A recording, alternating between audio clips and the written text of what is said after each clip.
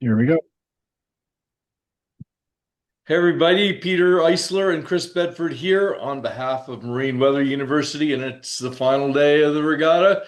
And we are here to take a look at the conditions out there on the race course. Glad really we've had a lot of fun doing this and appreciate your feedback. Great seeing everybody, and let's get into it. Chris. All right. Thanks, Peter. Good morning, everyone. And looking forward to the last day here.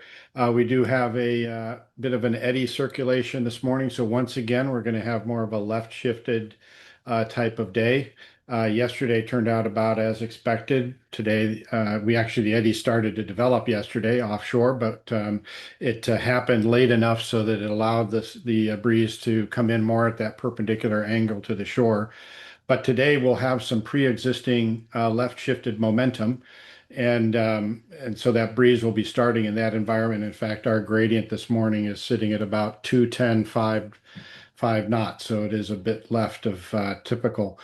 So just running through again, this is before sunrise here. So you can just, if you look at that, you can kind of make out the circulation and just kind of run it back and forth there.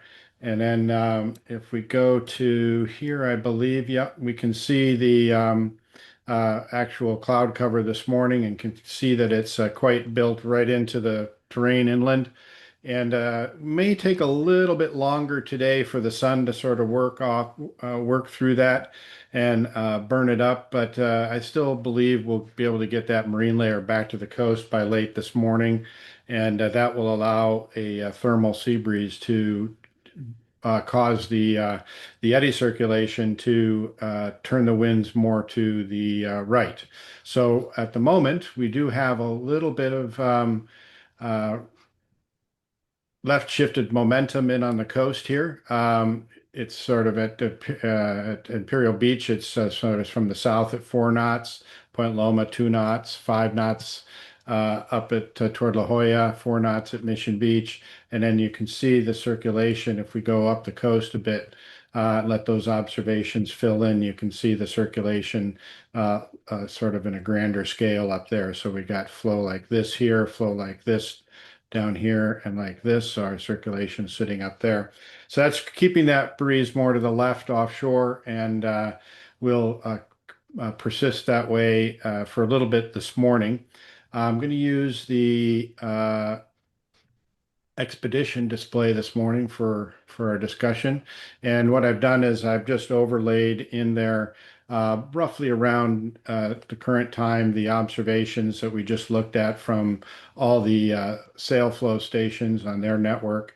And again, you can see, although it's very, very light, at least at the outset here, it's pretty much agreeing with the model data, which is always a good place to start. That's you want to make sure that the model is starting from a good initial point, because if things are disagreeing right off the bat, then it's quite likely the rest of the day is going to be problematic. Let's take those observations off there. And what we're going to see as I walk through the time steps here. So this is just this morning, and this is coming up now. This is 8 o'clock here. You can see that wind uh, basically with a drift from the south and then a little bit more right shifted further offshore, but very, very light. What's our wind speed here on the model? Basically sitting around 2, 3, maybe up to 5 knots. We do see the one feature, I'll zoom in a little bit for it. We do see one feature that is common where we have a little bit more pressure in on the beach here. I talked about this the other day when the wind was left shifted. We have about 5 knots there in the model reflects that, and that is a real feature oftentimes in these types of flow patterns. So as we go through the morning and the sun starts to get into the coastal plain and warm things up in there, it does turn our breeze to the right.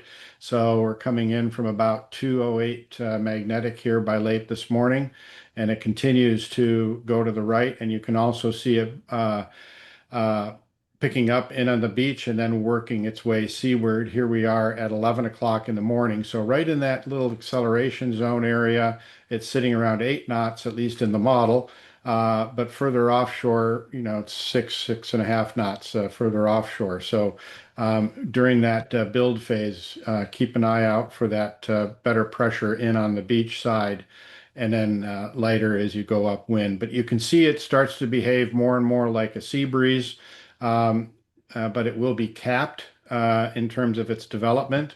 So I think we'll peak here probably in the early to mid-afternoon or early afternoon, we'll call it, and it's sort of around 10 knots average. And you can see that the breeze does go a little bit right, and then it kind of just sits there for the rest of the afternoon. So after all the right shift occurs, um, it looks like we transition to more of a persistent type of, sorry, an oscillating rather type of shift pattern.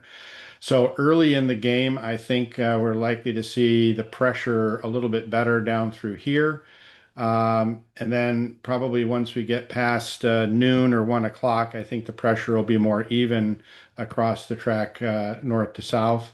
And it also looks like I don't see any bend in the pattern at this point, and that's probably about right. I think again, I think the oscillations are going to be the key thing on the racetrack today. So looking at the forecast table, here's what we got. Wind coming up to about in that sort of 10, 11 o'clock time frame is I think when it'll start to fill and go to the right.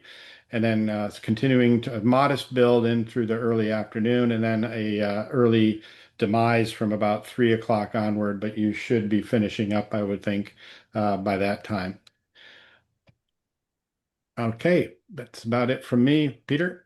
All right, thanks, Chris. So it looked like there was on the model a little bit of a bend if in fact things are later where the sea breeze is starting to square on the shore more, but there's still more lefty offshore. But like you say, by scheduled race time, those streamlines look pretty straight.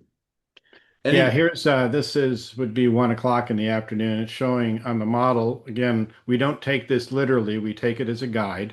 Um, so the model is saying at 2:34 in on the beach and about a 2:30 offshore. So showing a little subtle left shift out there. But my sense is that given the length of the course and where we're at by this time of the day, we'll be probably looking more for oscillating pressure and or oscillating shifts, and then making sure you're keeping the boat in the best pressure on the course.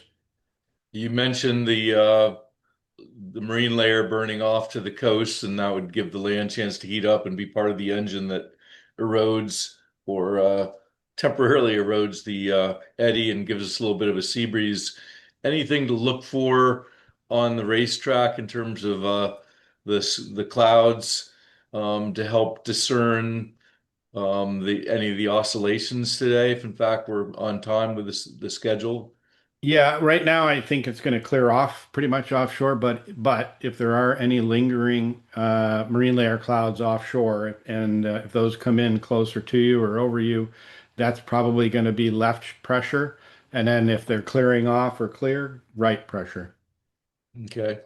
And there's been a little bit of southerly breeze for most of the night, but probably not enough to stir up a very big sea state.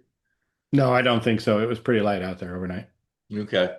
Yeah, it looks like next week could have some epic swells, but it's been a fairly smooth low swell regatta here. Well, guys, thanks very much for tuning in. Good luck on the final day, 9 races in the World Championships.